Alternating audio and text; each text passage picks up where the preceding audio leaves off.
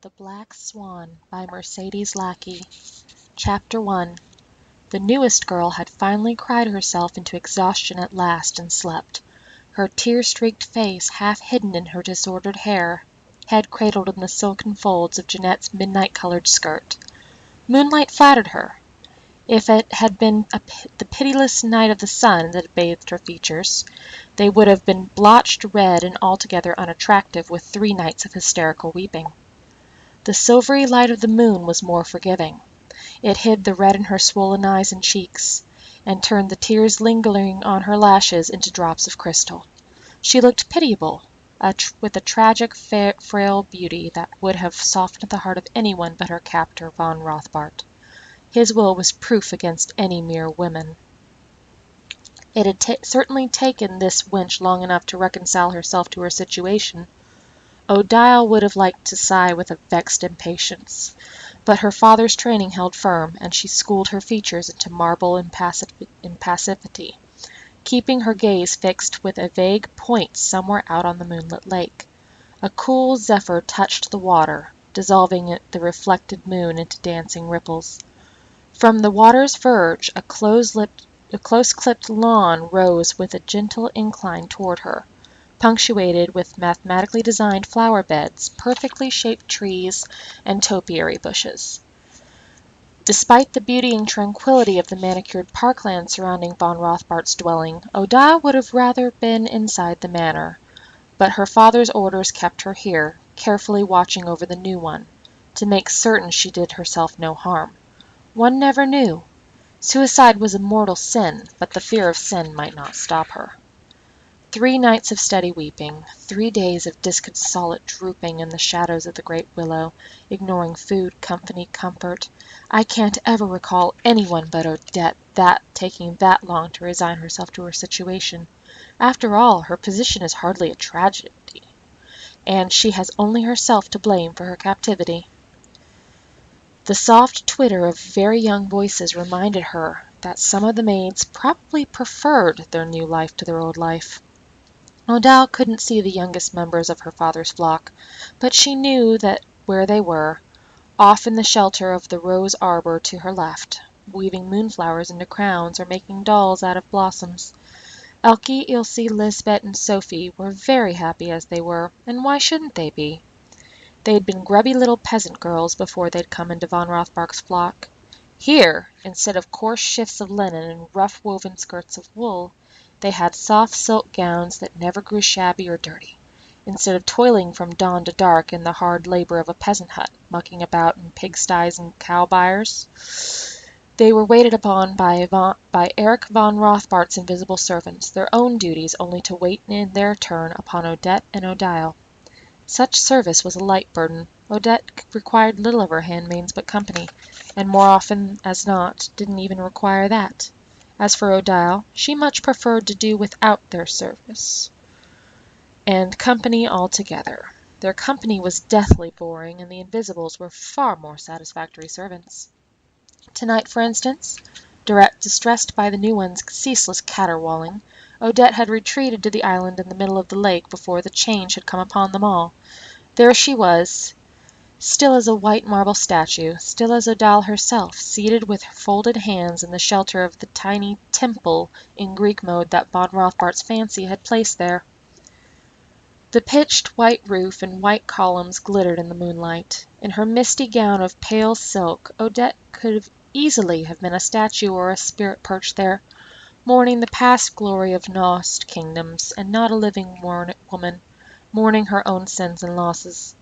Her handmaidens, separated from her by the waters of the lake, conducted themselves much as they would had she been among them. Some drifted through von Rothbart's garden, some trailed bare feet in the cool water, some spoke in slow, sad voices relating the same tales of their past they'd told 20 times before. A dozen, including Jeanette, hovered over the new one, inarticulately trying to comfort her, or at least bring her quiet resignation to her fate. In the soft, diffused moonlight, they all looked alike, all clothed in maidenly white, all differences of hair color and complexion silvered over into the same tones of ethereal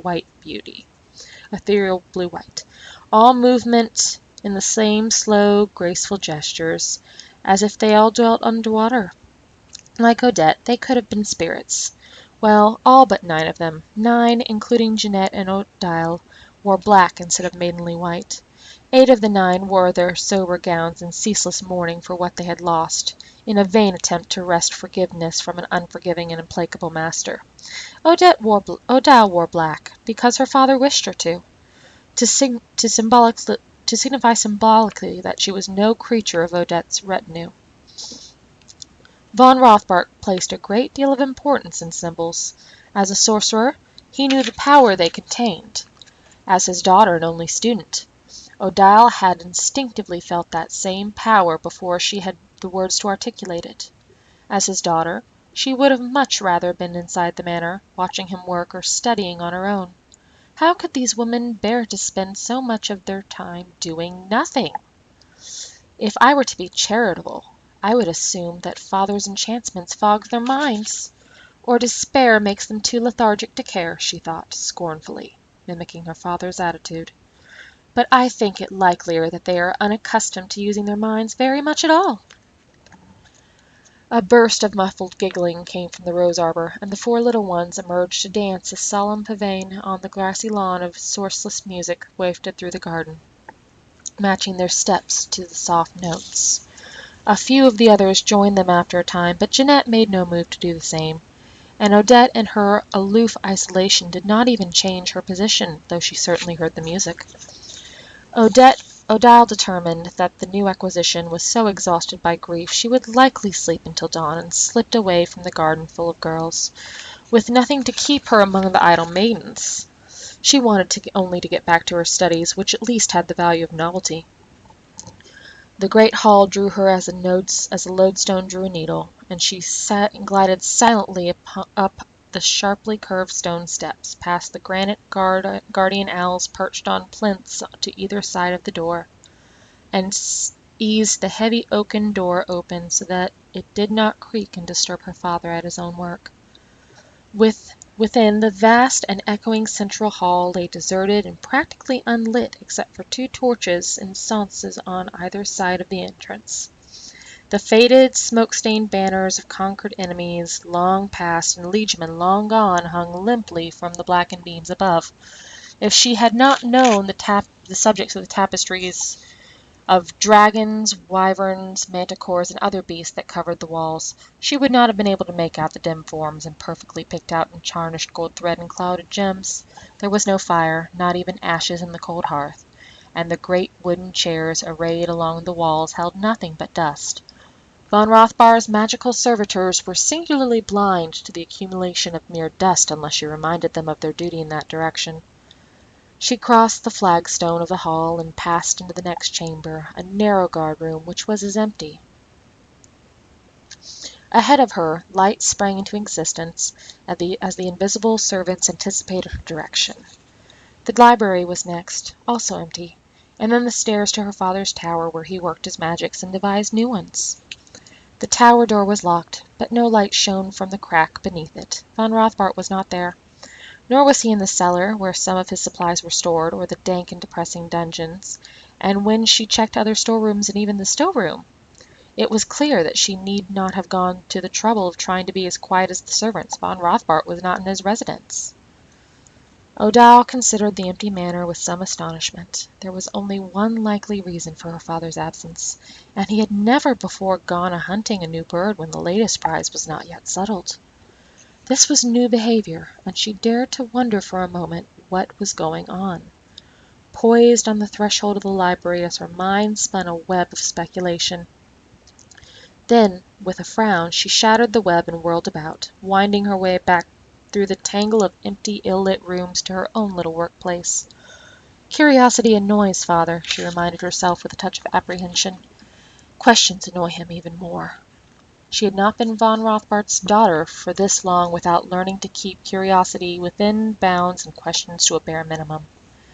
Curiosity was best confined within her magical studies, and when she reached her workroom, she lit all the lanterns in it with an impatient gesture, bringing a flood of light to the space.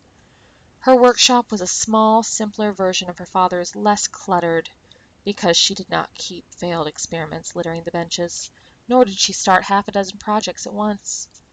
She spared a glance and a brief flush of pride for her last successful task, a scrying mirror beneath an insulating black silk shroud.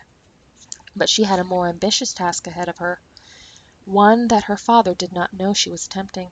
She did not want to face his ridicule for her audacity, or his amusement at her failures, for she'd had several already. But tonight, knowing that she was alone in the manor, without any interfering energies from her father's more powerful magics about, she felt more confident of her success than she had since she'd begun this task. She rang a tiny silver bell, and immediately felt the whisper of air that meant one of the servants was at her elbow. "Bring me a live mouse. Then watch to see if the new one is about to awaken, and summon me if she is," she ordered, tossing a tiny silver cage over her shoulder without looking. It vanished in midair, and she gave no more thought to it as she busied herself with the rest of her preparations.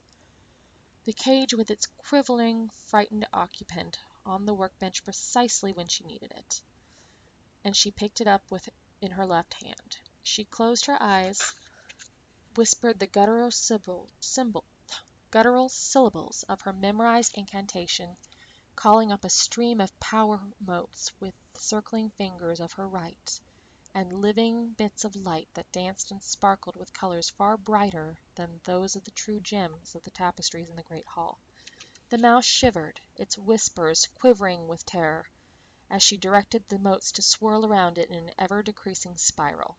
The brilliant colors reflected in its terror-widened black eyes as the motes entered the cage and paused for a moment, surrounding it with a ring of enchantment.